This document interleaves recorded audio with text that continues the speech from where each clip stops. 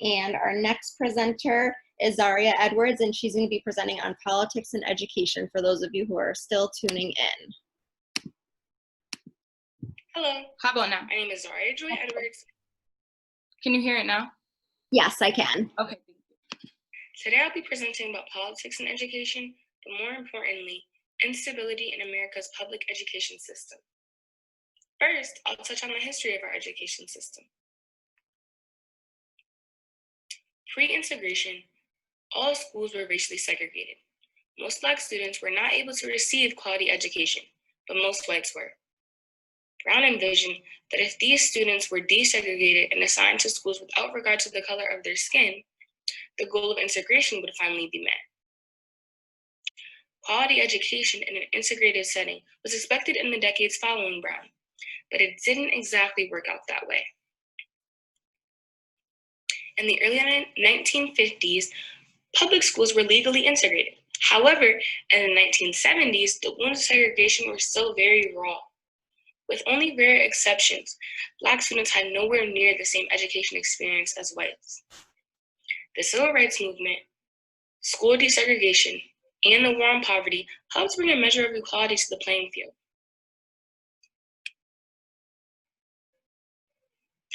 Redlining. What was redlining? Redlining was the unethical practice that put financial services out of reach based on race and race alone. In the 1960s, lenders would draw a literal red line on a map around neighborhoods that they would not invest in. Federal investigations found that lenders would make loans to lower income whites, but not to upper middle class Blacks. To your right, you can see a map that is redlined from Springfield, Ohio in the 1960s. These bright red neighborhoods represent neighborhoods with almost all minorities, which are neighborhoods that they would not invest in. So what are the effects of redlining today? Redlining was banned over 50 years ago, but its effects are still hurting people of color today. The lingering effects of redlining are clear, with the pattern of racial residential segregation still evident in U.S. cities. Nationally, nearly 2/3 of neighborhoods deemed hazardous are inhabited by mostly minority residents. This obviously translates right back to the students, schools, and communities. Cities with former red line neighborhoods have significantly greater economic inequality, resulting in less resources for public schools, otherwise known as the racial achievement gap. Location really does matter. First, I'll be comparing inner city student Maria to suburban student Beth. Meet Maria, an 11th grader in Bridgeport Public Schools, where she receives free lunch and breakfast daily. In each of her classes, there are 22 other students. She takes a city bus to school daily and uses a computer at the public library to complete her homework. Maria's high school has a 74% graduation rate. The graph on your right shows a percentage of people 25 years or older who have either no schooling or drop out of school before 12th grade. Notice how neighboring Connecticut towns such as Stratford and Trumbull have percentage numbers nowhere near that of Bridgeport's dropout rate, which is all because of students' home lives and their schools and what they're teaching them. Meet Beth. Beth is an 11th grader who attends school in the Westport school system. She eats breakfast at home and spends $5 per day on school lunch. There are 12 students in each of her classes. She uses the school bus daily and has access to a school-issued Chromebook to complete her homework at home. Beth's high school has a 97% graduation rate. I'd really like to highlight that Maria and Beth will both be expected to go through college admissions processes and graduation.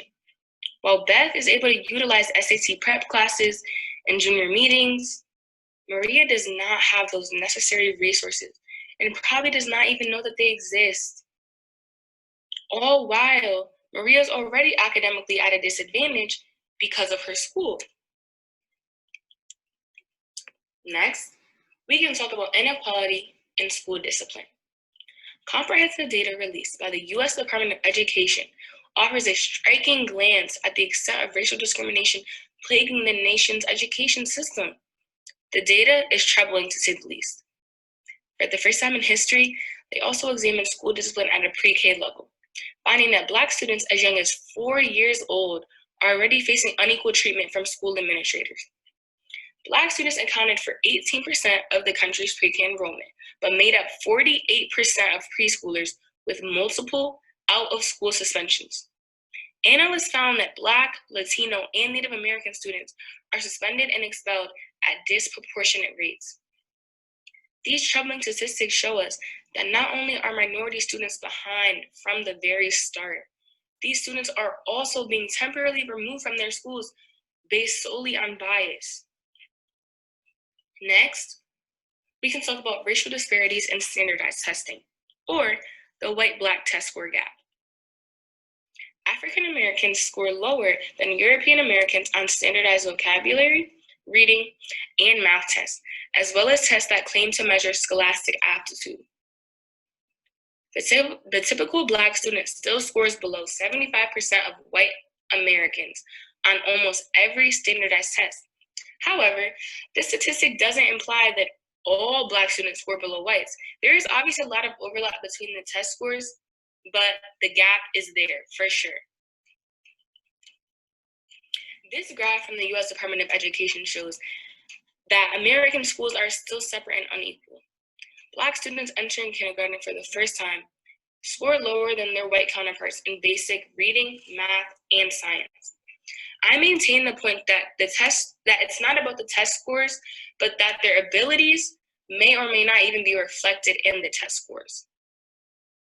The underlying problem is less about how schools educate Black students and more about in the way we educate all students. Low-level, fact-heavy, boring curriculum turns many students off to learning, particularly if these students have a less immediate reason to become invested in schools. The hard truth. On the day they start kindergarten, children from families of low socioeconomic backgrounds are twice as likely to be a year or more behind. And despite the efforts made by the public education system, on average, the achievement gap will have widened from 1/2 to 2/3. So what is the importance? Today, despite some setbacks, racial disparities in education have narrowed significantly. Education today is more critical than ever. College has become virtually a precondition for upward mobility. Poor, less educated parents simply cannot keep up with the rich, who are spending the money to ensure that their child is ahead of the curve. Minority children are a function of their unequal access to key educational resources. Ill-experienced teachers and outdated curriculum all allows this vicious cycle to continue. So, as educators, how can you diminish the racial achievement gap? First, recognize that the achievement gap problem affects the well-being of our entire country. Understand that the present and past economic and social conditions are the root cause of the achievement gap, and develop and implement strategies to increase opportunities for academic success and to encourage lifelong learning. Teachers must make efforts to eradicate prejudice and discrimination in their very own classrooms. Educators must encourage these students to persevere and go against the odds that are already stacked against them. Educators can also develop partnerships with students' parents to ensure that the community is being strengthened through providing information about different programming. My Capstone experience. So working as a peer aide this semester, I was able to join Ms. Wilmer's special education class. I helped other students with their English work daily and was very excited to aid the classroom because I knew that I wanted to major in child development. As I started my project, I wanted to somehow incorporate my experience moving from New Haven Public Schools to Guilford Public Schools. After researching my capstone project and seeing these scary statistics, I was able to connect my experience with the experiences of many other minority students around the country. I would definitely recommend a capstone project because you can take your interests and learn even more about them. Throughout this project, I've learned time management skills and that planning is the key to a successful project. Thank you so much for listening, and I hope that you enjoyed.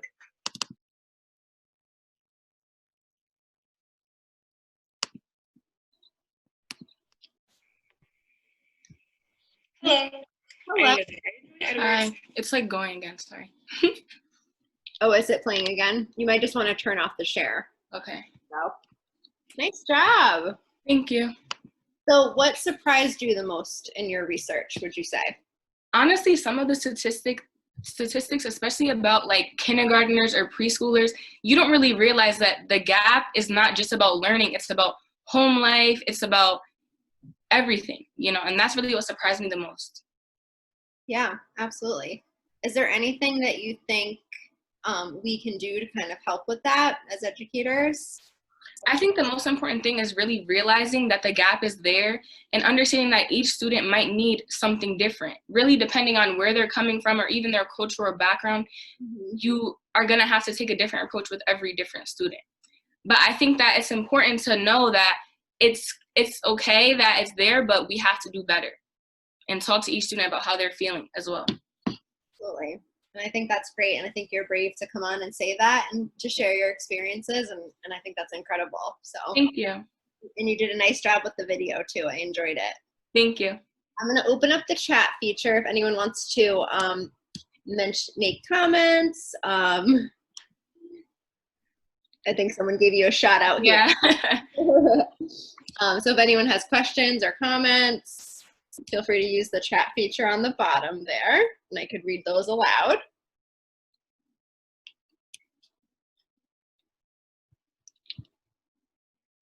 Thank you. Thanks.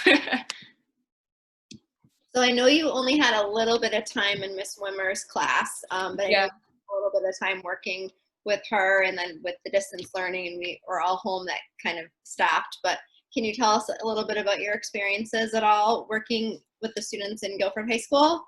For sure. It was definitely hard at first, just getting used to the classroom setting, especially because they are special needs students and they need more time to do their work.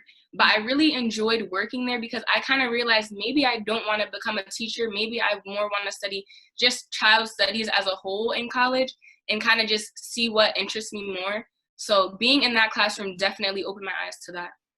Awesome. And I really do appreciate how, you know, even though that you couldn't be in the classroom anymore, you took a different shift in the approach to your capstone project, and it sounds like it was really excuse me, really I'm okay, I promise. Really rewarding experience for you. So I'm really happy.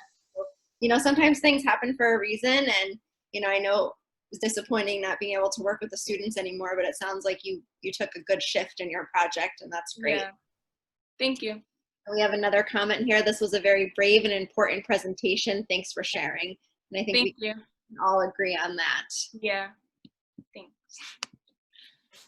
Right. Any final comments or questions? Give it another minute. Just make sure no one else has anything else they want to share. So what would you say are next steps for you?